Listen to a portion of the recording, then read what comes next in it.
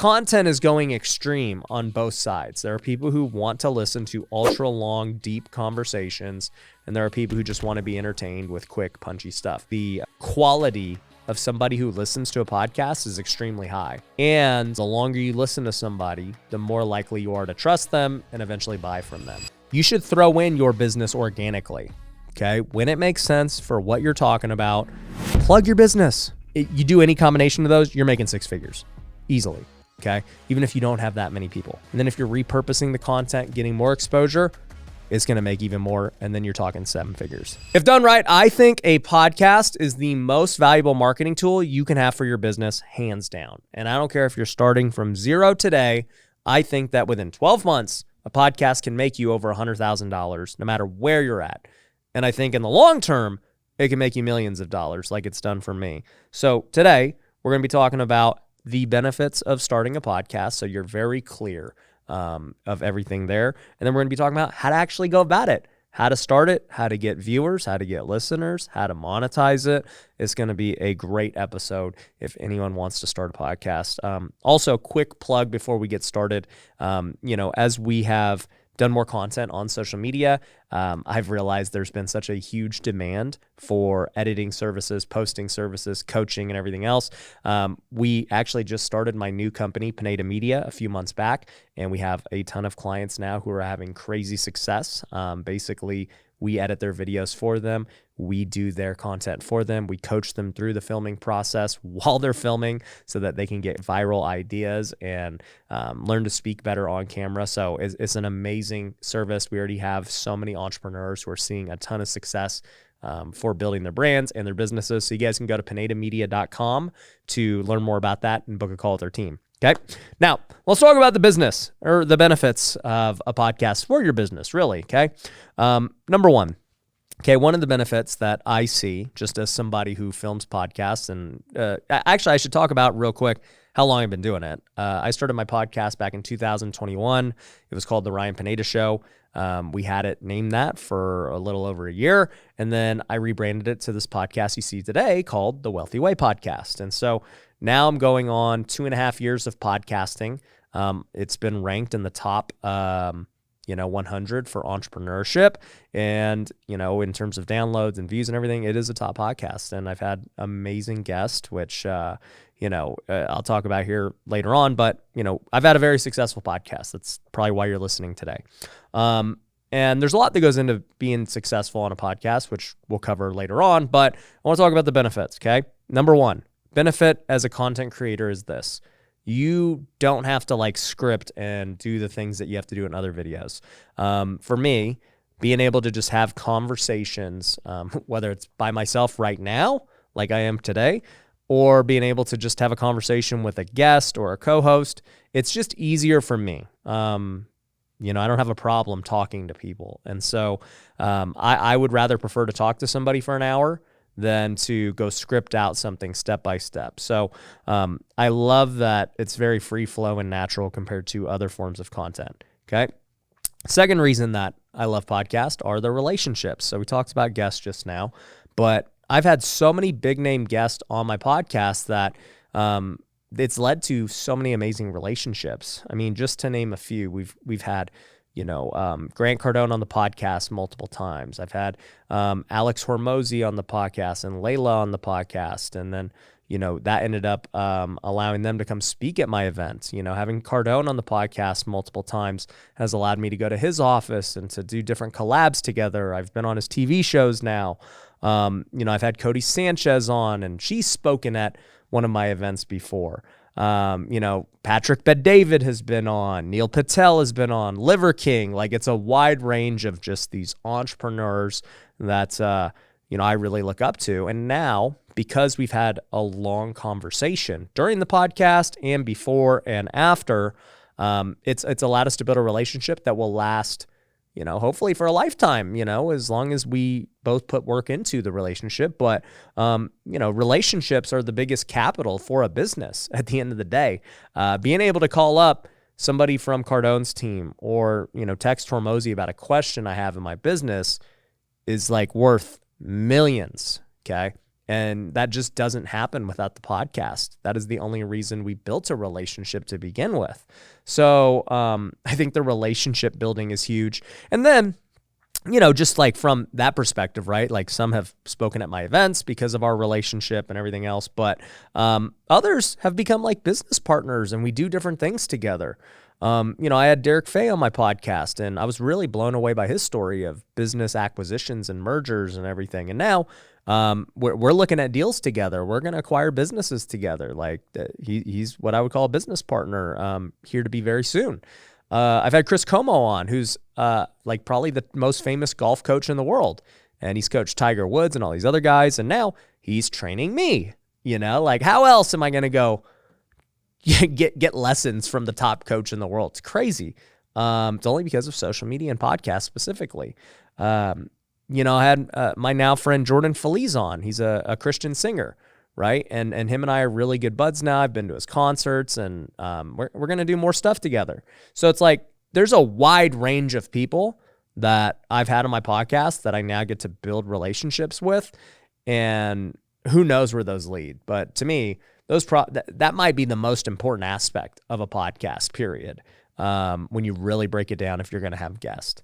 Now, the other part I really like, going back to the content side, is that it's got so much potential to be repurposed. So you're probably watching this or you've seen clips of, just the podcast on Reels or TikTok or YouTube Shorts where, we just take a less than 60-second clip from it and it becomes really cool, right? So for me, I think it's great because it allows us to go get way more views, way more exposure for the podcast, and it takes no more effort out of my time, right? Like our editing team finds those clips, posts them. I don't even know what they're going to post, okay? Because we just post so many every day that, it's great. If I said it once on a 60-minute interview, then I'm sure it's going to be fine when they repost it. So that's why I don't even have to approve it or anything. But repurposing a podcast is great. And when you just think about it, right, if I could film for 60 minutes with somebody and then we were able to go get, say, 2 YouTube videos out of it as well, like, say, 10-minute clips out of that, right? Then we were able to go get 5 Reels/TikToks out of it. That 60 minutes was super valuable. That's a whole week of content for most people in 60 minutes of work. So you do the math as an entrepreneur. Like, that is a huge ROI. If you go work 60 minutes doing a good job interviewing and you've got the right back-end team, like with Pineda Media, where we can do all those things, you could put in 60 minutes of work and get a massive amount of exposure and marketing if done correctly. So big fan of repurposing. Also, I'm a big fan of learning from all of these guests, right? Because I've been able to have them on the show, I kind of selfishly just ask them what I want to know. I'm like, man, this is something I struggle with. What should I do, right? And so I love learning from our guests. That's a huge thing. I also love that it gets to help people, right? For all of you who listen to this podcast, thank you very much. I mean that from the bottom of my heart. It is you.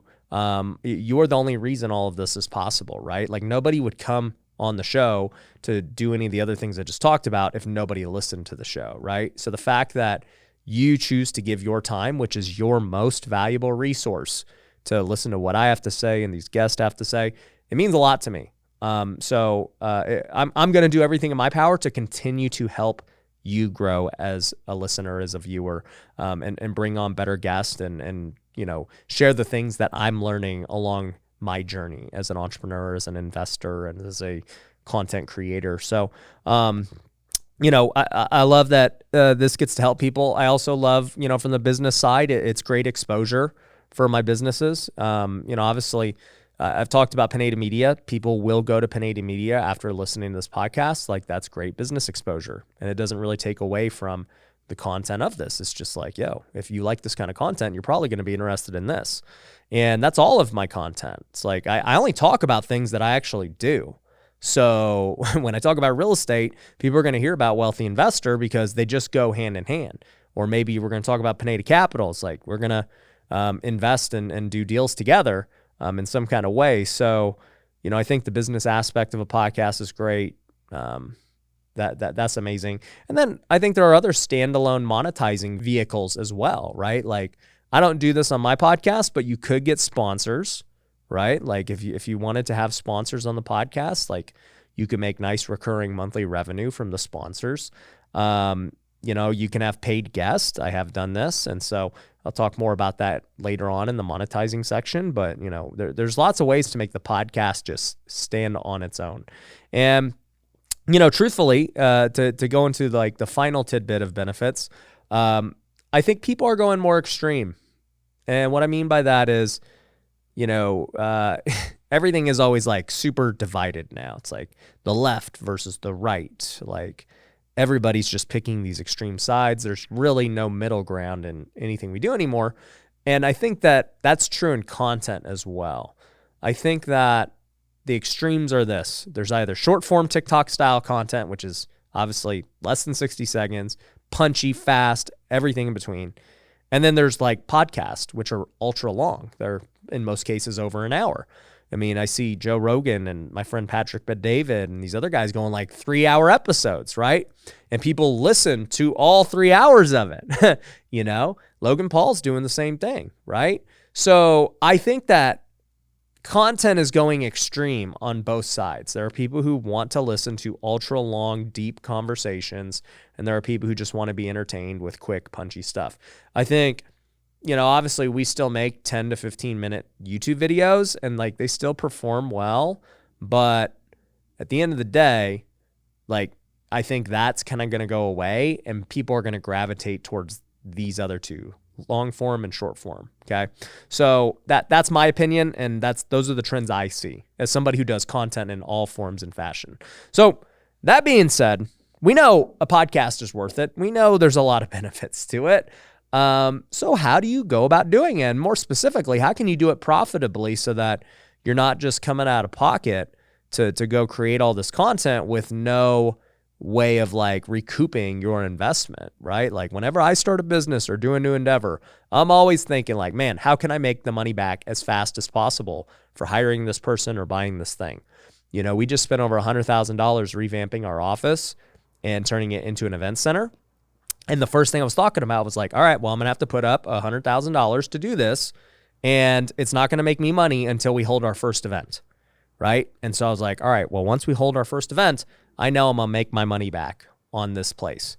And we did exactly that. In fact, we made far more than what that event center cost me. Now the event center's free and we can use it for however long we want. So that's the beauty of any business I start or any investment I make. Like I'm trying to think, how can I get the money back as fast as possible? And so with podcasts, we got to think about that as well as the long term of it too. So let's talk about how to do it. So the first thing you're going to have to do is decide the structure of the podcast, right? And there's a lot of things that go into this, right? For one, what's the theme? Well, the wealthy way is in the entrepreneurship category. And so everything that we do is based on entrepreneurship. Now, it doesn't mean every episode's just purely business. I bring on lots of different things. Like even though the majority will be like business people, I'll bring on things that I think entrepreneurs need, right? Like I've had pastors on. I've had health experts on. I've had my wife on to talk about marriage to an entrepreneur, right? Like I've had lots of different people on that I think would be beneficial to any entrepreneur or investor. And that's really like the theme. If I think that creating this piece of content or interviewing this person can help an entrepreneur out there that is going through something or needs to learn this thing, then I'm going to do that episode. So, you got to have the theme, right? Next thing you got to ask yourself is, okay, knowing the theme, who is like that actual avatar I am trying to reach? Okay. How old are they? What's their skin color? What's their gender? What's their religion? How much money do they make? Like all of these things matter, guys. Like people who say they don't matter don't study business or demographics or anything. You have to know your demographics. All right. Now, at the end of the day, you're going to attract a certain style of person. And usually that style of person is going to be similar to you. Okay. So when I look at the people that follow me, a lot of them are very similar to me. Like I look at my events, I look at the people in our businesses, many are similar to me. I would say like the average age, and you could look at like our analytics too on social media, is 25 or so. Yeah, it's about 25 to 35. That's the like number one age demographic. And right, I'm 34 years old now, but I've been on social media since I was 30. So like it makes sense why that's the people I attract. On top of that, the next level up would be, I would say probably the 35 to 44 range. I think that's the cutoff they use. And then, it would be the younger range after that. But overall, like the whole audience is basically, I would say 75% of the audience is 21 to 44. That is 75%. And I would say 80% or even 90% of the people who listen to this podcast are dudes. Okay. So we know all of these things. When I go to an event, I also just look at my demographics. It's a very diverse crowd. Okay. We've got white, black, Asian, Mexican, Latin, whatever. Like we have everything. So it's diverse. And I mean, when you look at me, I'm pretty diverse, right? Like I'm half white, I'm half Filipino. A lot of people think I'm Latino. Like I have a diverse staff, like we have lots of different nationalities that you see on stage at my events and in my company. So we're super diverse, and it makes sense why our audience is super diverse too. But what I will say beyond just like the demographics of what the person looks like and everything else, what are their interests, right? Because how they look and everything else is just one aspect. What are their interests? Well, I can tell you the people who follow me are people who are entrepreneurial. They don't really want to have a job. They're looking for new ways to make money. They're looking for new ways to spend more time with their family. And those are their goals. Am I getting like the 9-to-5 people who are totally content with their jobs and they just want to figure out how to buy their first rental property? Like, well, we might get those people, but the reality is I've seen people who have that kind of audience who are like, hey, 9-to-5's cool. Like let's work up the corporate ladder and then let's like start saving money from our job and buy rentals. That is there's influencers and podcasts for that. Probably a lot of them are on Bigger Pockets and things like that. But that's not who I speak to because I just don't have any experience doing it. I don't speak from experience of having a corporate job and trying to figure out how to save money and do that. I've only been an entrepreneur my whole life. So I have no idea what they're going through, what they experience. But I tell you this, if you're fed up with your job and you're trying to become an entrepreneur, then you're probably going to go listen to this podcast or follow me. Okay. So you got to know what their interests are and what they're trying to do. If I provide a new way for somebody to make money or a new trend, people usually buy it from me because that's their mindset. They're always looking for the next thing. They're trying to innovate. Okay. Now, once you know your avatar, the next thing you got to decide is, hey, okay, like what's the setup of this show? Is it going to be hour long? Am I going to have a co-host? Is it going to be in person? Is it going to be virtual? What are the things that this show is going to have? And so for us, we've experimented with many different styles, right? Like typically when I have a guest, it's about an hour. Okay. It's just me and the guest. Then I'll do a podcast like this, which is just a solo like training essentially. And usually these are like 30 minutes or so. I also now do a live show with a co-host just to test it out. I've got Blake as a co-host. I've tried other co-hosts too. And we'll just jump on a live and talk for like an hour and a half. And I think all three work, right? I still do all three today, even though I would say the bread and butter is me and a guest for an hour. If that's probably the majority of the shows we've done. But, my point with that is a podcast can be successful no matter what you do. Joe Rogan does it 3 hours. I've seen guys who do podcasts for like 15 minutes. I would say to me, as far as how I know the algorithms work and how you can build deep relationships, I would go like for me, the longer the better. Try for at least 30 minutes because if somebody listens to you for at least 30 minutes, they're pretty bought into what you're saying. Like that's a lot of time to spend with somebody. and two, this is why podcasts I think are going to keep getting more popular. They're great to listen to in the car when you got nothing going on. So you're looking for something that's 30 minutes. You can't watch TikToks. I mean, you shouldn't watch TikToks in the car if you're driving, but podcast is great. If you're at the gym, podcast is great. And think about this too. The people who work out at the gym, if they're listening to podcasts, that's a very highly productive person, right? So, I think the quality of somebody who listens to a podcast is extremely high, because not only are they like a motivated person, they're probably multitasking, and the longer you listen to somebody, the more likely you are to trust them and eventually buy from them. Okay. So I would say 30 minutes minimum would be my suggestion. If you can go an hour, I think that's great.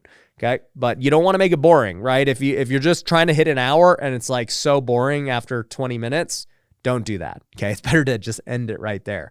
So you got to figure out how to become entertaining. Like I can't speak alone for an hour. It's just, I have nothing else to talk about. It's not entertaining. But if I'm speaking with somebody else and we got perspective, I could go however long that conversation until it becomes boring. And that's when I cut it off. Okay. When I get bored as the interviewer, I cut it off. That's how it goes. So, yeah, you got to figure out the structure, and that will dictate the show. Okay. Now, as far as like setup goes, obviously you need some equipment, right? For one, a podcast used to be only audio, but most of you are watching visually now, I would assume. Or you have it like playing visually in the background on YouTube or something like that. But, you got to have cameras for video, because you're going to turn it into clips, you're going to repurpose it and all that stuff. So it's got to be on camera. Now, I also suggest you get at least 2 cameras. And if you're going to have a guest, 3 cameras. Ideally what you want is a camera that's just directly on you. So like right now I've got a camera directly on me. I can look at, I can talk to, it's just my main reference.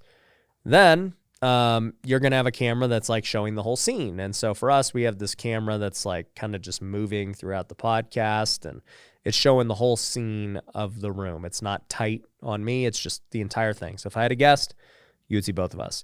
And then the third camera would be the camera that's on the guest directly. Okay. So 3 cameras. If you really want to do it right, that's what you should do.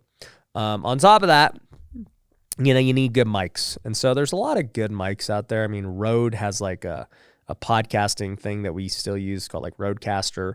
And then they have Rode mics that kind of come with it for $100 or something. It's not crazy. If you want to get like the top tier stuff, these Shure mics are what basically everyone uses, and they're more expensive. I want to say, I don't even know. They might be like $300 to $500 a piece.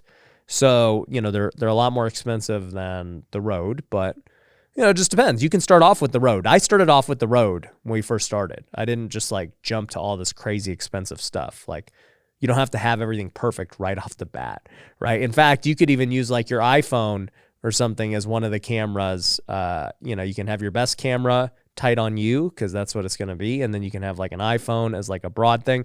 That's honestly what we did with Patrick Bet-David. We went to Florida and we didn't have all 3 of our cameras, and we had 1 or 2.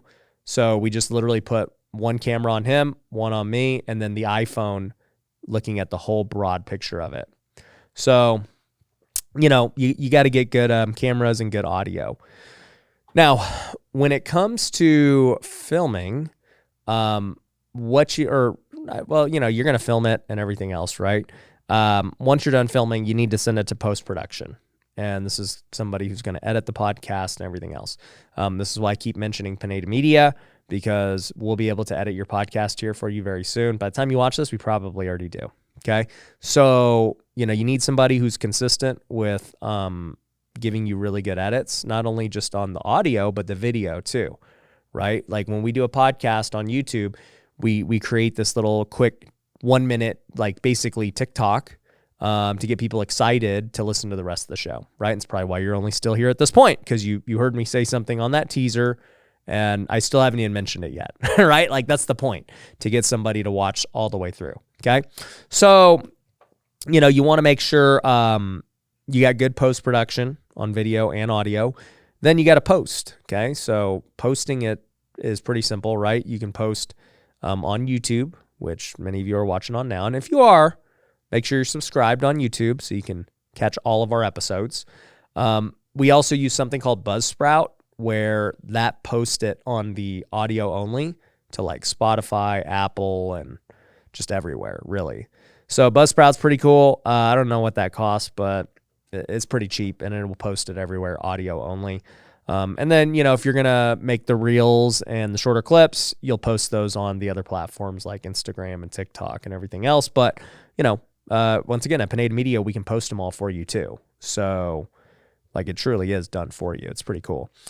Now, once you figure all that out, okay, there are some other things to think about too. Number one is like your style. Okay. So you're starting this podcast. What is your style? Okay. And the first question I would ask yourself is, are you the expert or are you an interviewer? Okay. So for me, like I'm an expert in a few things, and that's why people watch me. And so a lot of times people will listen to a podcast like this because they want to hear my expertise on making a podcast in this case, right? I'm doing a podcast on how to do a podcast. Isn't that funny? But they want to hear my expertise on a certain thing, right? Now, some of you aren't experts yet, and that's okay. You're going to become an expert over time. I wasn't a podcast expert until, 2.5 years now of doing it and having a top ranked podcast and doing, probably hundreds of episodes. Okay. So, you may not be the expert yet, but your goal might be you're the interviewer. You're interviewing the experts. And there's lots of value in that, right? Like if you can build a podcast where you're so good at getting guests, you can become a great interviewer. And I think that's like what Joe Rogan did very early on. Like he never portrayed himself as like this expert on these people that he's bringing on. He's just like a very curious person who wants to learn and get different perspectives. So, which one are you going to be? Now, I'll tell you this, for your business, if you're the expert, then really like talk more about your subject. And even if you're interviewing somebody, like always showcase your expertise. I'll be honest with you. I kind of do a bad job at this when I'm interviewing people because I feel like I don't talk enough because like I'm whenever I just talk to people in general, I don't talk a lot. The only time I talk a lot is when I'm on camera by myself because I have to. There's no one to talk to. Okay. But like when I'm in natural conversation with people, unless they're asking me questions, I'm always going to divert to them and ask them questions. And so even on these podcasts, I'll rewatch some of them and I'll be like, man, like I barely spoke in that podcast. I mean, it was maybe 80-20, 80% them talking. And it's fine. It's still like a free flow conversation. But when you're the expert, people do want to hear what you have to say, especially when somebody says something. And so I know for me, unnaturally, I'm going to have to start talking more whenever I do those kinds of interviews because people want to hear my expertise. And now if I was just purely an interviewer, then asking questions away is great. And then maybe I can add some like color commentary to it. But at the end of the day, you got to pick one or the other. Now, here's the thing. If you're an interviewer, you're going to have to rely on the power of your guest for episodes. So you're going to have to go and find really top-notch guests that people want to watch because they're not watching for you. You're just like bringing these guests together. Eventually, they might watch for you because, you're so good at talking and interviewing. And like, I think once again, to go back to Joe Rogan, that's kind of what I think happened with him where now, it used to be about maybe the guest he was getting and everything else, but now it's like, I want to just like Joe, I already know Joe's going to say something cool. The guest is going to be fine, even if I don't know what the heck they do, but we trust that he's brought somebody in. It's going to be entertaining and, that's why they watch it. So, at the end of the day, if you can become great at both, if you're an expert and a great interviewer, then you're going to hit the jackpot. Like you're going to do really well in podcasting. So there's that. Now let's talk about monetization. Okay. So there's lots of ways to make money on a podcast. There's lots of ways to make money on social media. So here's what I'll say about this. Okay. When it comes to your business, okay, I assume if you're starting a podcast, the topics, the theme, and everything else will relate back to your business some way, somehow, right? And I've already mentioned my businesses in this podcast when it made sense, right? And that's the key.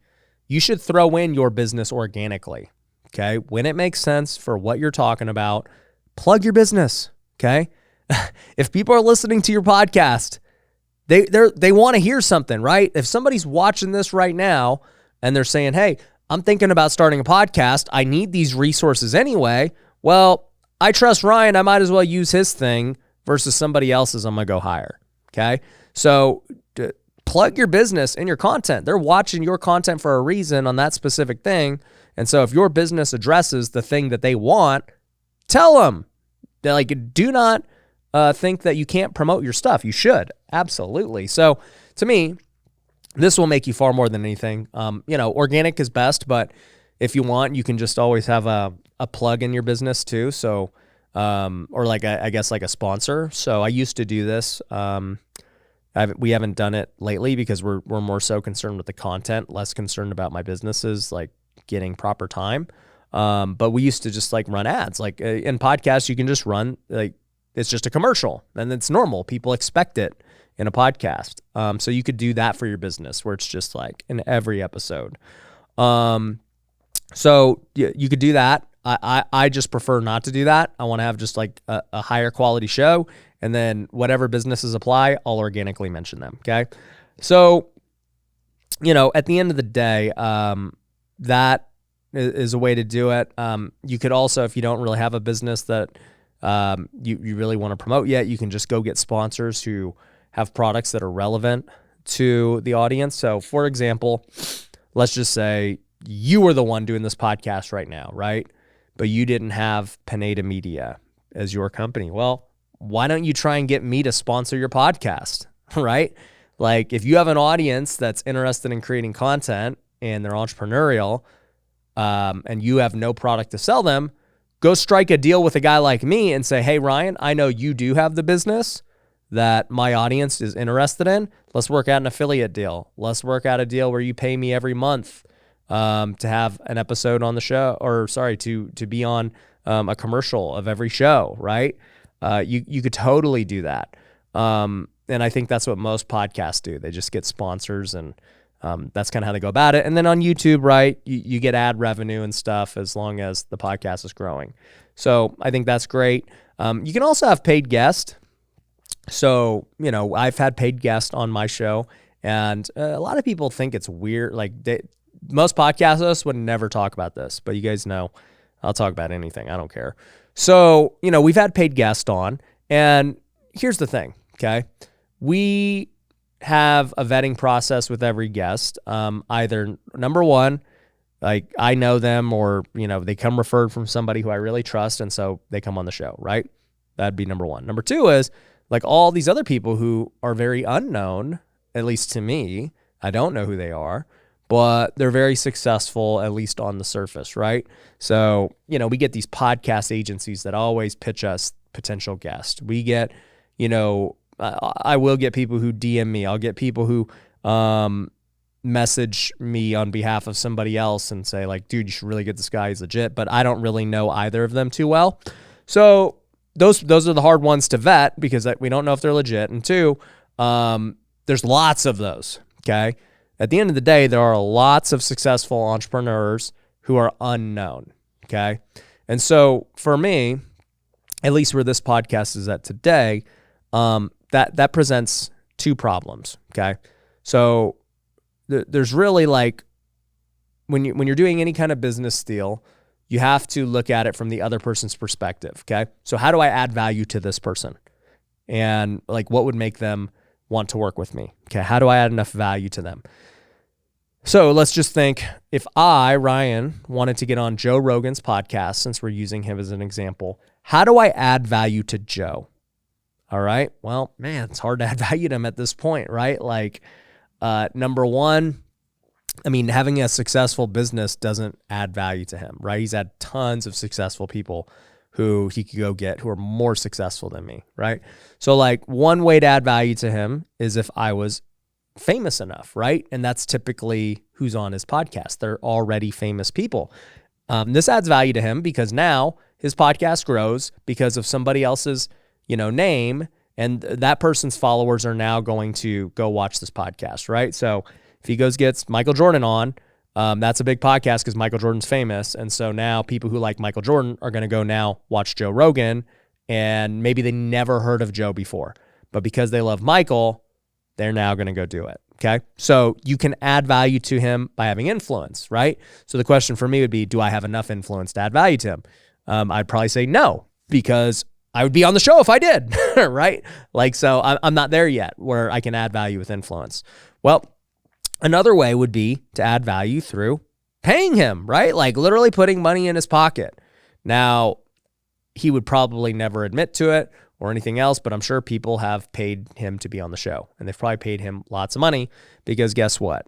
At the end of the day, it's a marketing expense for them. If they get on his show and there's millions of views, they're going to make way more money than whatever they paid him, right? And that's marketing 101. If you're going to go spend $20,000, and that's definitely not what he charges, but if you're going to go spend $20,000 on some kind of marketing, whether it's Facebook ads, a podcast appearance, whatever, your hope is that you're going to make far more than the $20,000. And that's why you're going to do it and spend it.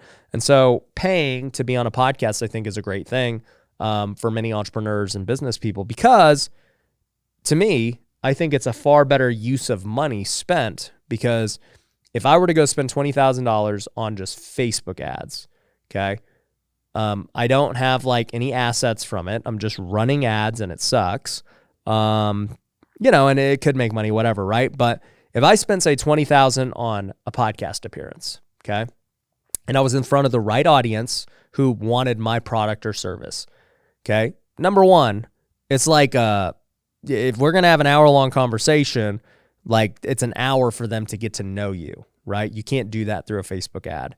It's also an hour of assets you can use on ads later on. You now have assets you could use for your ads.